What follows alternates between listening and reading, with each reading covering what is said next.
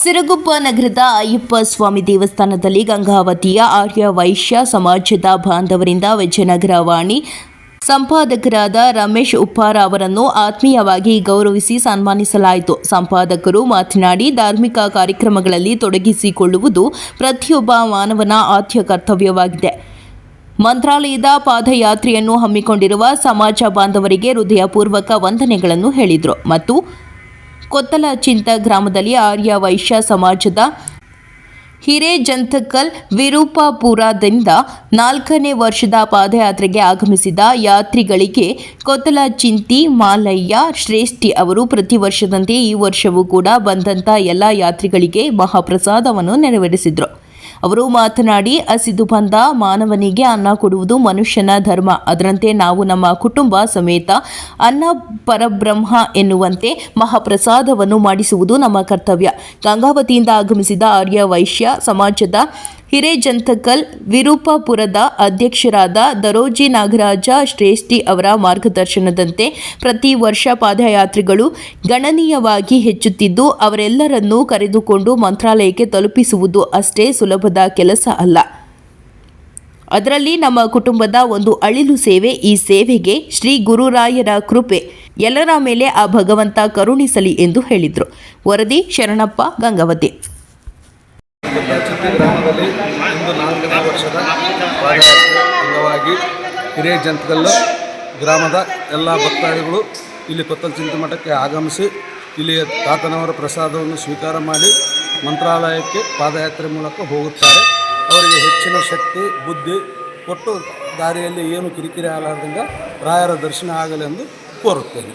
ರಾಯರು ಹೆಚ್ಚಿನ ಶಕ್ತಿ ಭಕ್ತಾದಿಗಳಿಗೆ ಕೊಟ್ಟು ಇನ್ನೂ ಜನ ಹೆಚ್ಚಿಗೆ ಬರಲಿ ಎಂದು ಬೇಡಿಕೊಳ್ಳುತ್ತೇನೆ. ಶ್ರೀನಿವಾಸ, ಈ ದೇವಸ್ಥಾನದ ಇಂದಿನ ಅಧ್ಯಕ್ಷರಾದಂಥ ಶ್ರೀ ನಾರಾಯಣಪ್ಪ ಶ್ರೇಷ್ಠಿಯವರು ಈ ದೇವಸ್ಥಾನದ ಅಭಿವೃದ್ಧಿಗಾಗಿ ಸಾಕಷ್ಟು ಶ್ರಮವಹಿಸಿ ಅಭಿವೃದ್ಧಿ ಪಥದಲ್ಲಿ ಕೊಂಡೊಯ್ದಿದ್ದಾರೆ ಮತ್ತು ಗಂಗಾವತಿಯಿಂದ ಬರ್ತಕ್ಕಂಥ ಎಲ್ಲ ಭಕ್ತಾದಿಗಳಿಗೆ ಪ್ರಸಾದದ ವ್ಯವಸ್ಥೆಯನ್ನು ಮಾಡ್ತಾ ಬಂದಿದ್ದಾರೆ.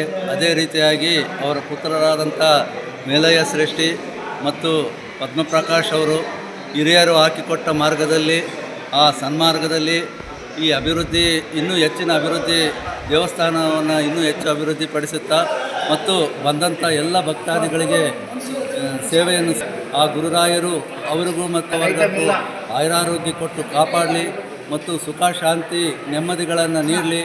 ಇದೇ ರೀತಿಯಾದ ಧಾರ್ಮಿಕ ಕಾರ್ಯಗಳನ್ನು ಮಾಡ್ತಕ್ಕಂಥ ಶಕ್ತಿ ಮತ್ತು ಚೈತನ್ಯವನ್ನು ಆ ಗುರುರಾಯರು ಅವರಿಗೆ ಕರುಣಿಸಲಿ ಅಂತೇಳಿ ಎಲ್ಲ ಪಾದಯಾತ್ರಾರ್ಥಿಗಳ ಪರವಾಗಿ ನಾವೆಲ್ಲ ಪ್ರಾರ್ಥಿಸ್ತೇವೆ. ಹರೇ ಶ್ರೀನಿವಾಸ. ದೂತರಲ್ಲಿ ಅವರ ಪಾದಕ್ಕೆ ನಮಿಸಿ ಇಲ್ಲಿನ ಅಧ್ಯಕ್ಷರಾದ ಆರ್ ಮೇಲಯ್ಯ ಶೆಟ್ಟಿ ಕೊತ್ನಾಳ್ ನಮಗೆ ಬಹಳ ಆತ್ಮೀಯರು, ನಮಗೆ ಬಂಧುಗಳು.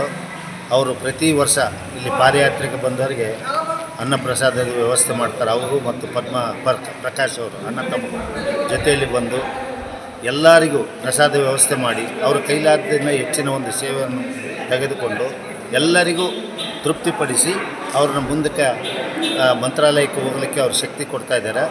ಅವರಿಗೆ ನಾನು ಧನ್ಯವಾದ ತಿಳಿಸ್ತೀನಿ. ಆಮೇಲೆ ಯಾವುದೇ ಒಂದು ಅನ್ನದಾನ ಅಂದರೆ ಯಾರ ಕೈಲಿ ಮಾಡಲಾರ್ದಂಥ ಒಂದು ಶ್ರೇಷ್ಠ ದಾನ ಅದು. ಅವರು ಇವತ್ತಿಗಲ್ಲ, ಮೊದಲಿದ್ದ ಅವ್ರ ತಂದೆ ಕಾಲದನ್ನು ಮಾಡ್ತಾ ಬಂದಿದ್ದಾರೆ. ಮುಂದೆನೂ ಇದೇ ರೀತಿ ಅನ್ನದಾನ ಮಾಡ್ಕೊಂತ ಈ ಒಂದು ವ್ಯವಸ್ಥೆನ ಇಲ್ಲಿ ಈ ಮಠದಲ್ಲಿ ಪ್ರತಿ ಸಲ ಬಂದಾಗ ಇವರು ವ್ಯವಸ್ಥೆ ಮಾಡಬೇಕಂತ ನಾನು ಕೇಳ್ತಾ ಇದ್ದೀನಿ.